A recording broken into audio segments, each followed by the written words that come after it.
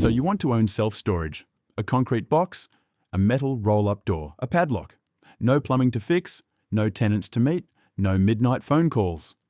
It might be the laziest looking business in all of real estate, which raises a few questions worth sitting with. Why does this boring box, per dollar invested, quietly outperform office towers and shopping malls?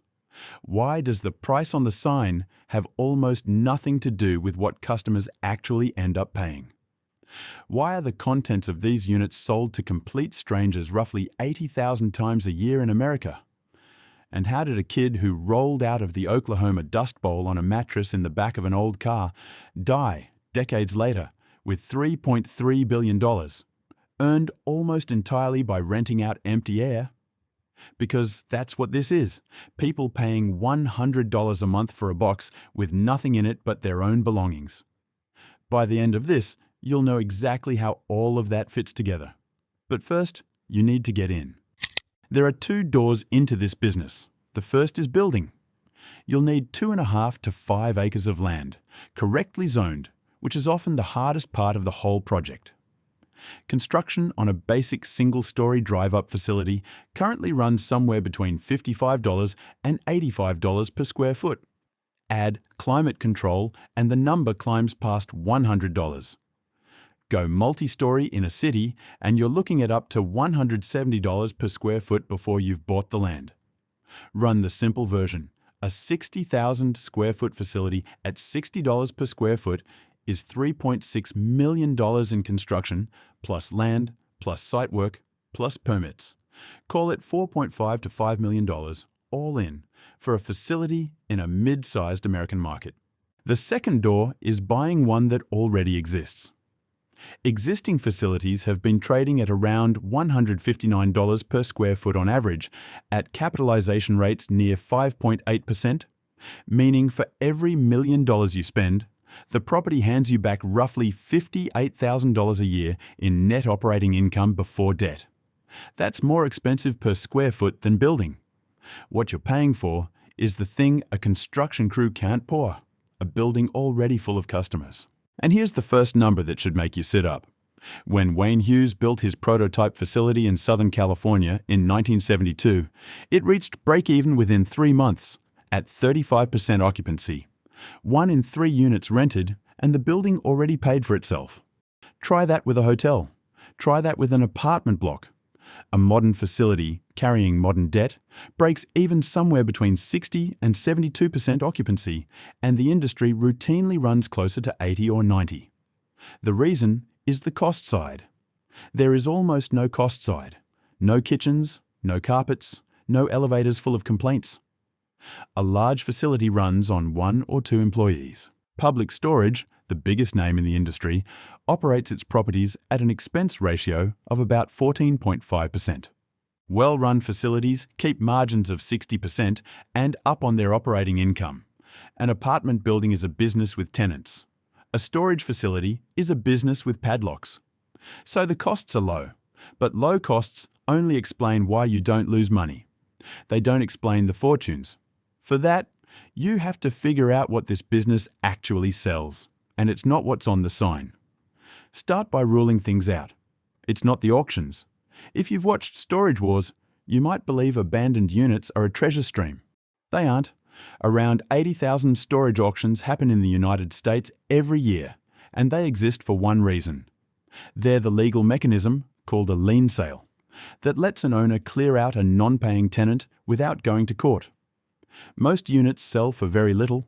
Most contents are ordinary household goods, and in most states, the owner is only allowed to keep what the tenant owed, plus the cost of the sale.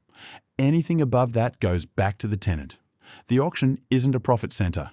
It's a garbage disposal with an audience. It's also not the price on the sign, and this is where the business gets genuinely strange. The advertised price, the industry calls it the street rate, averages around $130 a month for a standard 10 by 10 unit. But walk the listings in a city like Austin where that average holds, and you'll find the biggest national operators advertising the same unit for $72, for $77, sometimes with the first month for $1. They are advertising below their own market. On purpose, at scale. No business does that unless the advertised price isn't the real product. It isn't. The real product is what happens next, and the industry has a name for it: the ECRI, Existing Customer Rate Increase. At an industry conference panel, one operator was asked how aggressively his company raises rents on customers already inside. His answer, on the record: the first increase runs 30 to 40%, and further increases in the mid-teens follow after that. Other operators on the same panel put their first increase anywhere from 20 to 100%, depending on how loyal the customer seems. Read that phrasing again. The more likely you are to stay, the harder you get squeezed. Here's what that looks like from inside the unit. George Wagner rented storage in Baltimore at $99 a month. 18 months in, the rent rose $26, then another $33, then to $202, then to $245, while the identical unit in the same building was being advertised online to new customers for $129. In California, a state Senate analysis documented a renter who signed at $45 a month and watched the rate climb, increase by increase, to $220, nearly 5 times the starting price, until she couldn't pay and was forced out. These aren't glitches in the model. They are the model. Which brings us to the only question that matters: why does anyone stay? Why did Wagner keep paying $245 when new customers next door paid $129? Because leaving a storage unit isn't a phone call. It's a truck. It's a free weekend. It's helpers who never show. And it's the hardest part: standing in front of your own boxes and deciding, item by item, what your past is worth. Every rate increase asks the customer a question: is this hike worse than that Saturday? Month after month, for most people, the answer is no. The average storage customer now stays 18.5 months, roughly double the typical stay from a decade ago. So here's the sentence this whole business balances on: a storage facility doesn't sell space. It sells the gap between the pain of paying and the pain of leaving, and it widens that gap on a schedule. And once you see it everywhere in the building. Tenant insurance, offered at the counter for a few dollars a month, runs profit margins that can reach 90%. The operator prices it, the operator keeps most of it, and claims are rare. Locks and boxes sell at the desk. Late fees stack. And behind it all sits the quietest piece of leverage in American commerce: the lien. In most states, if a customer falls 30 to 90 days behind, the owner can sell everything they own in that unit without ever seeing the inside of a courtroom. A landlord needs a judge to evict a tenant. You just need a bolt cutter and a notice period. Your customers know this. It's remarkable how motivating that is. Demand, meanwhile, arrives on its own. The industry privately calls its drivers the 4 Ds: death, divorce, downsizing, dislocation. Every one of them ships boxes to your door, and none of them checks the economic calendar first. In good times, people buy more than their homes can hold. In bad times, they lose the homes and keep the stuff. Right now, high mortgage rates have frozen millions of Americans into houses that no longer fit their lives, and 16% of them have rented a unit just to absorb the overflow.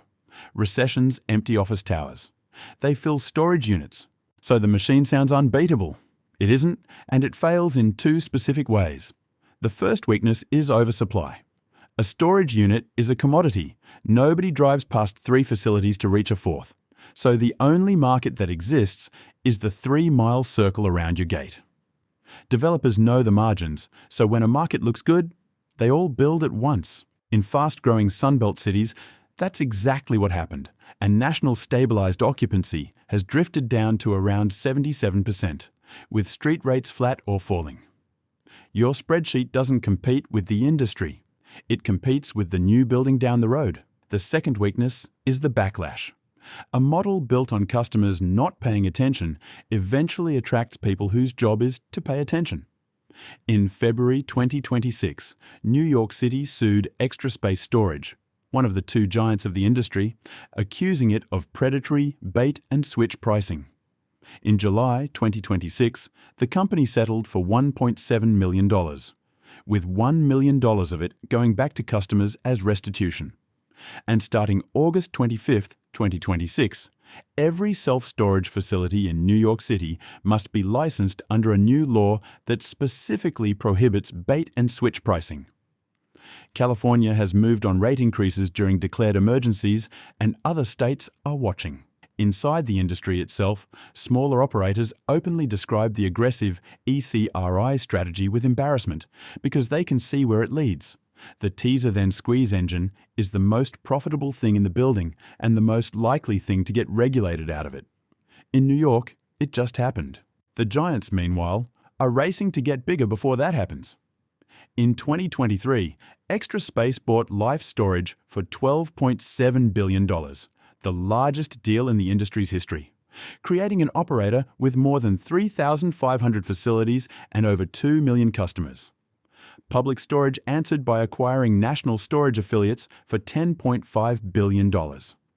Today, out of more than 50,000 facilities in America, just 100 companies control over half of all rentable space. Why consolidate a business this simple? Because ECR is work best at scale. A small-town owner who doubles a loyal customer's rent loses his reputation. A national brand with millions of customers can afford to lose you. Someone else is always moving in. And standing behind all of it is the man from the hook. Wayne Hughes was born in Gotebo, Oklahoma, in 1933. His family fled the Dust Bowl for California with close to nothing. Decades later, on a trip to Texas, he saw something he'd never seen before: a building that rented empty boxes to strangers. The press at the time called the idea goofy, a fad. He built one anyway, watched it break even at 35% occupancy, and never stopped building.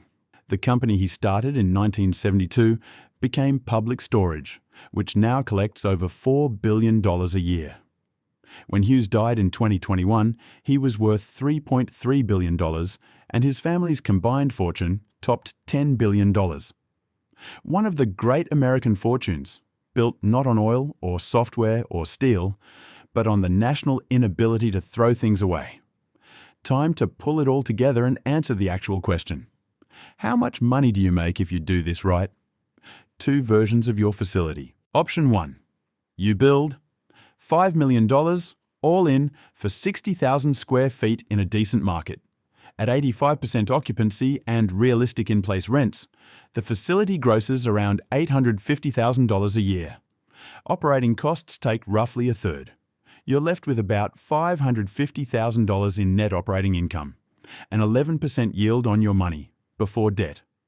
And because facilities are valued on that income, at a 6% cap rate, your $5 million project now appraises near $9 million. You built the building once. The ECRIs build the value every year after. Option 2. You skip the building and buy the machine itself. Shares of the big storage, REITs, hand you the same engine, the teaser rates, the increases, the insurance margins, the liens, across thousands of properties without a single bolt cutter of your own. It's how most of the smart money now owns this industry, and it's why two of the largest real estate deals of the decade were fought over metal boxes. Either way, remember what you'd actually be buying. Not real estate, not even space. You'd be buying the distance between what people pay and what they can bring themselves to face on a Saturday morning. That first month for $1 isn't a discount, it's bait. And the whole business is the hook. Subscribe if you want to know which other boring buildings are quietly printing money, or don't. We're not the storage industry. Leaving is easy.